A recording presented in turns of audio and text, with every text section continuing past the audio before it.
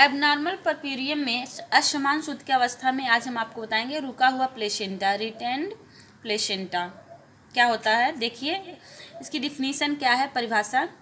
जब शिशु के जन्म के आधे घंटे बाद भी प्लेसेंटा पूर्ण रूप से गर्भाशय से बाहर नहीं निकल पाता है तो यह स्थिति रुका हुआ प्लेसेंटा, रिटेन्ड प्लेसेंटा कहलाती है। जब शिशु के जन्म के आधे घंटे के अंदर प्लेसेंटा पूर्ण रूप से गर्भाशय से बाहर नहीं निकल पाता तो उस स्थिति को जो है रुका हुआ प्लेसेंटा कहते हैं या कहलाती है। तो कॉजेज देखिए, कारण किसका क्या कारण है। फर्स्ट है इसमें, जब महिला द्वारा किए जाने वाले स्वैच्छिक निष्कासनीय प्रयास कमजोर हों। प्लेसेंटा जो है कब रुक जाता है, तो जब महिला प्रसव के बाद, बच्चे के जन्म के बाद जब महिला द्वारा किए जाने वाले जो स्वेच्छा से जो निष्कासनीय प्रयास करती है वह कमज़ोर हो तो गर्भाशयिक शक्तिहीनता के कारण भी हो सकता है। प्लेसेंटा को बाहर निकालने की गलत विधि, प्लेसेंटा को जो बाहर निकालने की गलत विधि भी के कारण भी प्लेसेंटा बाहर नहीं निकल पाता। भरा हुआ मूत्राशय का भरा हो जाना भी कारण हो सकता है रुका हुआ प्लेसेंटा का। तो देखिए रुके हुए प्लेसेंटा के खतरे, डेंजर ऑफ रिटेन्ड प्लेसेंटा, रक्तस्राव, हेमरेज, रक्तस्राव होने के कारण भी प्लेसेंटा रुक जाता है। इससे जो है खतरा हो सकता है कि रक्तस्राव होने का खतरा हो सकता है। अगर प्लेसेंटा अंदर रुक गया है तो उससे भी क्या खतरे हो सकते हैं, तो अत्यधिक रक्तस्राव होने लगता है। सूत्यावस्था संक्रमण, परप्यूरियल इन्फेक्शन, सूत्यावस्था संक्रमण भी हो सकता है। अगर जो प्लेसेंटा अंदर ही रुका है तो इससे सूत्यावस्था संक्रमण भी हो सकता है महिला को। आघात, शॉक, अधिक रक्त हानि तथा प्लेसेंटा को बाहर निकालने के लिए बार बार प्रयास करने के कारण महिला शॉक में जा सकती है। अगर प्लेसेंटा अंदर ही रुक गया है तो अत्यधिक रक्त निकलने के कारण इससे रक्त हानि भी हो सकती है। प्लेसेंटा को बाहर निकालने के लिए जो बार बार प्रयास किया जाता है उससे जो है महिला की जो स्थिति है, कंडीशन है, वो शॉक में चली जाती है, उसे आघात लग जाता है।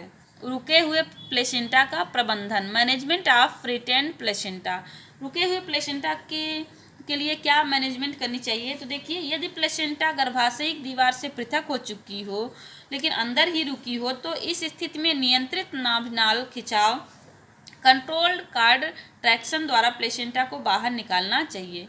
यदि प्लेसेंटा गर्भाशयिक दीवार से अलग हो गई है तो और वह अंदर ही रुकी है तो उसे जो है नियंत्रित करने के लिए, इस स्थिति को नियंत्रित करने के लिए नाभिनाल खिंचाव, कंट्रोल्ड कार्ड ट्रैक्शन का उपयोग करना चाहिए। इसका प्रयोग करके जो है गर्भनाल को बाहर निकालना चाहिए। नेक्स्ट, यदि प्लेसेंटा गर्भाशयिक दीवार से पूर्ण रूप से पृथक नहीं होने के कारण अंदर ही रुकी हो तो परंतु जटिलताएं अनुपस्थित हों, इस स्थिति में प्लेसेंटा को हस्त विधि द्वारा बाहर निकालना चाहिए। यदि प्लेसेंटा गर्भनाल गर्भाशयिक दीवार से पूर्ण रूप से पृथक अलग न होने के कारण अंदर ही रुकी है तो उसे इस जटिलता को कम करने के लिए गर्भनाल को हाथ से ही हस्त विधि द्वारा, हाथ के द्वारा बाहर निकालना चाहिए। नेक्स्ट देखिए, जब प्लेसेंटा अंदर ही रुकी हो और साथ में महिला में जटिलताएं उपस्थित हो तो पहले जटिलताओं का उपचार किया जाता है, तत्पश्चात प्लेसेंटा को हस्त विधि द्वारा बाहर निकाला जाता है। जब प्लेसेंटा अंदर ही रुकी है और साथ में महिला की जो जटिलताएं उपस्थित हो, महिला में कॉम्प्लिकेशन उपस्थित हो, महिला को जो है दिक्कत हो रही है, परेशानी हो रही है, तो पहले जटिलताओं को जो है जो जटिलताएं उसमें उत्पन्न हो गई है उसको दूर करने का प्रयास करना चाहिए। उसके बाद जो है प्लेसेंटा को हस्त विधि द्वारा, हाथ के द्वारा बाहर निकालना चाहिए। नेक्स्ट देखिए, यदि रुके हुए प्लेसेंटा के साथ महिला के रक्तस्राव हो रहा हो तो निम्न उपचार किया जाना चाहिए। यदि प्लेसेंटा रुका है और उसके साथ महिला को जो है अत्यधिक रक्तस्राव हो रहा है तो पहले इसका उपचार करना चाहिए। पहले जो है रक्तस्राव को रोकने का ट्रीटमेंट करना चाहिए, उपचार करना चाहिए। तो इसमें देखिए फर्स्ट है क्या, इसमें फर्स्ट है महिला को शॉक के लक्षणों की उपस्थिति के लिए मॉनिटर करना चाहिए। महिला को शॉक के आघात के लक्षणों की उपस्थिति के लिए उसे मॉनिटर करना चाहिए। गर्भाशय को सख्त रखने के लिए उसकी मालिश करनी चाहिए। गर्भाशय को, यूट्रस को सख्त रखने के लिए, करने के लिए जो है उसकी मालिश करते रहना चाहिए। यदि मूत्राशय भरा हुआ हो तो रबर कैथेटर लगाकर इसे खाली करना चाहिए।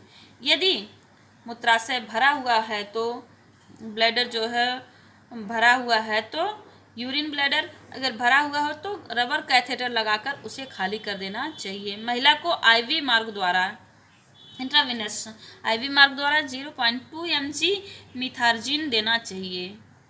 महिला को जो है आईवी मार्ग के द्वारा 0.2 mg मिथार्जिन देना चाहिए, लगाना चाहिए। महिला के आईवी ड्रिप प्रदान कर देनी चाहिए। महिला को जो है आईवी ड्रिप प्रदान कर देनी चाहिए, दे देनी चाहिए। यदि आवश्यक हो, जरूरी हो तो हुआ रक्तदान करना चाहिए। यदि आवश्यक हो तो हुआ रक्तदान करना चाहिए। यदि जरूरी हो तो महिला को जो है रक्तदान की व्यवस्था करना चाहिए, रक्त की व्यवस्था करना चाहिए। इस सब प्रक्रियाओं को करने के बाद सामान्यतः प्लेसेंटा गर्भाशय की दीवार से पृथक हो जाती है, अलग हो जाती है, जिसे नियंत्रित नाभिनाल खिंचाव, कंट्रोल्ड कॉन्ट्रैक्शन द्वारा बाहर निकाल दिया जाता है। यदि अभी भी प्लेसेंटा पूर्ण रूप से पृथक नहीं होती है तो इसे हस्तविधि द्वारा निकाला जाता है। इन सब प्रक्रियाओं के करने के बाद जो है प्लेसेंटा गर्भाशय की दीवार से अलग हो जाती है, पृथक हो जाती है।